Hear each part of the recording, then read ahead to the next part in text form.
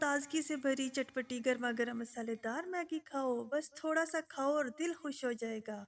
आओ परिंदों आओ, गरमा-गरम मैगी खाओ। हिमालय के पहाड़ों के करीब एक घना जंगल था, जहाँ हर तरफ बर्फ की मोटी चादर बिछी हुई थी। ये सर्दियों का मौसम था और जंगल के तमाम जानवर और परिंदे सर्दी से बचने के लिए अपनी-अपनी जगह पर छुपे हुए थे।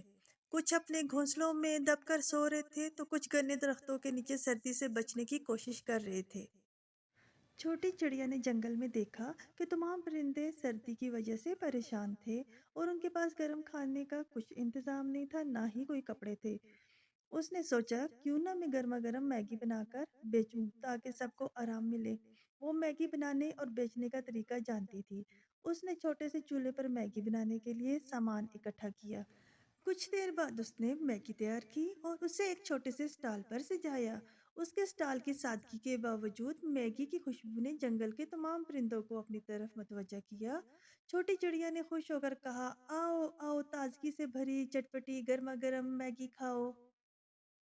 लो जी, चिड़िया ने अपनी सुरीली आवाज में कहा, आओ आओ, ताजगी से भरी चटपटी गर्मा गर्म मैगी खाओ। परिंदे उसकी सुरीली आवाज सुनकर भागते हुए आए और उसकी मैगी खाकर पसंद करने लगे। लेकिन जंगल में कालू कौवा भी था, जो हमेशा छोटी चिड़िया की मेहनत से जलता था। वो चाहता था कि किसी तरह उसका कारोबार छीन ले।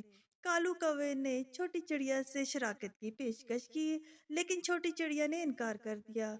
उसने कहा, मेरी मैगी मेरी मेहनत का नतीजा है कालू और मैं कौवा इस अपने बात से काम से नाराज हो खुश गया हूँ और अपनी छोटी कचौरियाँ बेचने लगा ताकि छोटी चिड़िया का बिजनेस खराब कर सके। लेकिन छोटी चिड़िया ने अपनी मेहनत और प्यार और खुलूस से परिंदों का दिल जीत लिया और इस तरह वो अपनी मैगी बेचने लगी। इस बात से काला कौवा जलता था। वो ये चाहता था कि वो किसी तरह छोटी चिड़िया का बिजनेस खराब कर सके।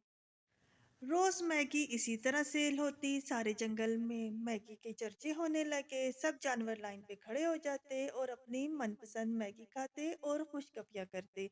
आखिरकार कालू को हार मानना पड़ी और छोटी चिड़िया की मेहनत ने उसे कामयाब बना दिया। इस कहानी ने जंगल के तमाम जानवरों और परिंदों को यह सबक दिया कि मेहनत और ईमानदारी से ही कामयाबी हासिल होती है। हमें भी चाहिए कि हम लोग मेहनत और ईमानदारी से काम करें और अपना एक नाम बनाएं।